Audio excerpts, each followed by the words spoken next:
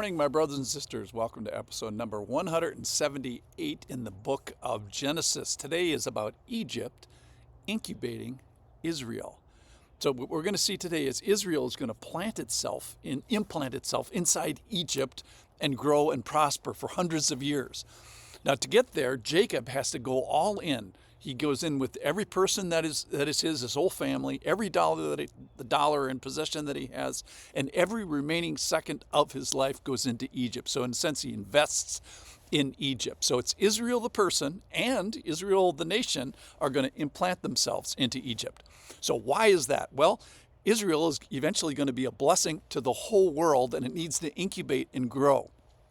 So Egypt is going to incubate God's blessing for about 400 years.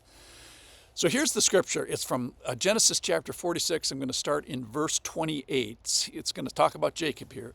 So Jacob had sent Judah, one of his reliable sons, not his oldest, ahead of him to Joseph to show the way before him in Goshen. We're going to get to that in a minute here.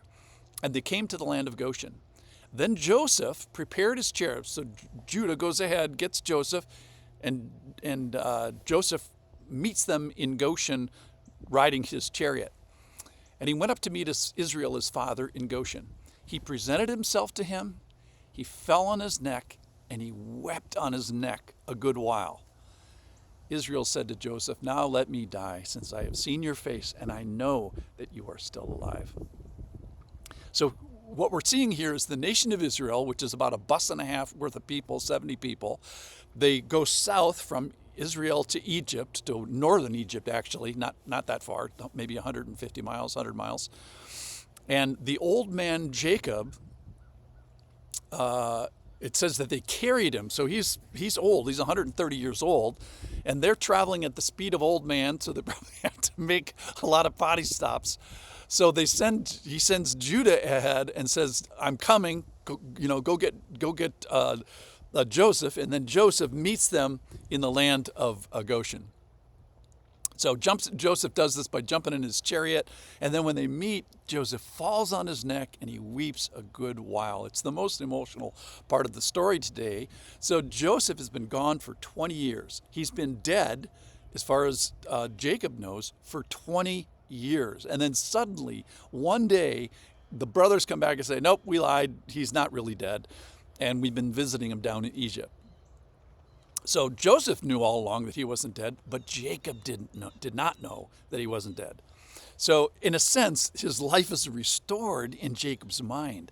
But also, the other thing that's been restored is the harmony of the family. So Joseph and his brothers have been meeting back in Egypt, and they're working it out. They're making things right with each other, or at least beginning to make things right with each other. And I think for Jacob, I'm thinking of a parent mind now, there's almost nothing more satisfying than this to an aging parent, that the brothers, the siblings, are getting along now. And so Jacob says, "Because you, Joseph, are alive and the family's restored, I can die." He doesn't die yet. It takes him 17 more years, actually. So verse 31, "So Joseph said to his brothers and to his father's household, 'I will go up and tell Pharaoh, and will say to him, my brothers and my father's household who were in the land of Canaan have come to me. And the men are shepherds, for they have been keepers of livestock,'" that they're men of cattle is what that means. "And they brought their flocks and their herds and all that they have. When Pharaoh calls you and says, 'What is your occupation?' you shall say, 'Your servants have been keepers of livestock from our youth even until now, both we and our fathers, in order that you may dwell in the land of Goshen.'" So Joseph has this notion that they should be in Goshen. Back to the scriptures. "For every shepherd is an abomination to the Egyptians." We're actually not exactly sure why that is, but it's mentioned. So the plot thickens for this group of 70-ish people who are going to reside and grow from the 70s into the millions. So in chapter 47, the next chapter, it says, "Thus Israel settled in the land of Egypt, in the land of Goshen, and they gained possessions in it and were fruitful and multiplied greatly." So Joseph is thinking ahead, how can I get these family members into this relatively remote but fertile area and put them in Goshen? So this is his shrewd administrative leadership that we're seeing through Joseph right now. And he's using the Egyptian perception of ethnic superiority to an effect. So these shepherds were men of cattle, were somehow an aversion. So remember previously that the Egyptians would not eat with these shepherd guys. And so as Israel is implanting in Egypt, they want to do it as sort of a remote but yet fertile place. So this bet pays off, and they're going to win big with the Lord, and they're going to need some space to expand as they grow.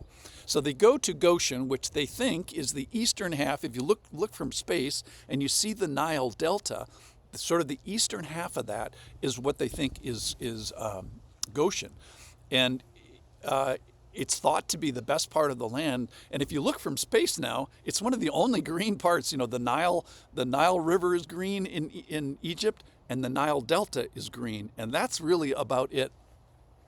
So it's this protected area. So in Exodus, the place is going to be exempt from a couple of the plagues at least. So listen to this. This is from Exodus chapter 8, and as Moses is talking, and he's talking to Pharaoh and says, if you will not let my people go. So this is a couple hundred years down the road. If you will not let my people go, behold, I will send swarms of flies on you and your servants and your people and into your houses.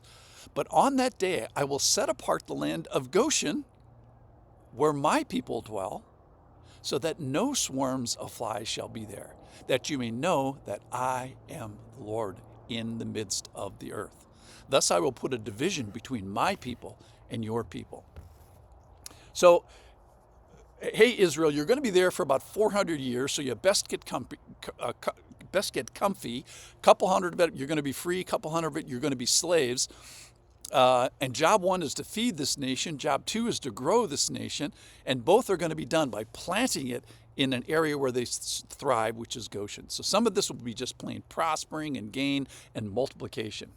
So what we're doing here today is we are witnessing the blossoming of this promise that was made to Abraham, Jacob's grandfather, Joseph's great-grandfather, in Genesis chapter 12. In you all the families of earth shall be blessed. So watch now with me as Joseph and Jacob establish themselves in a homeland away from home, that is in Egypt. And there they're going to prosper and be protected and kind of be incubated. So there they're going to be forced into slavery for a couple hundred years, but another great leader is going to arise to free them from that. That's going to be Moses. He's going to lead them on the Exodus 400 years down the road. So this is the genius of God as he incubates Israel inside of Egypt in the land of Goshen, in the land of incubating prosperity. Thanks for listening.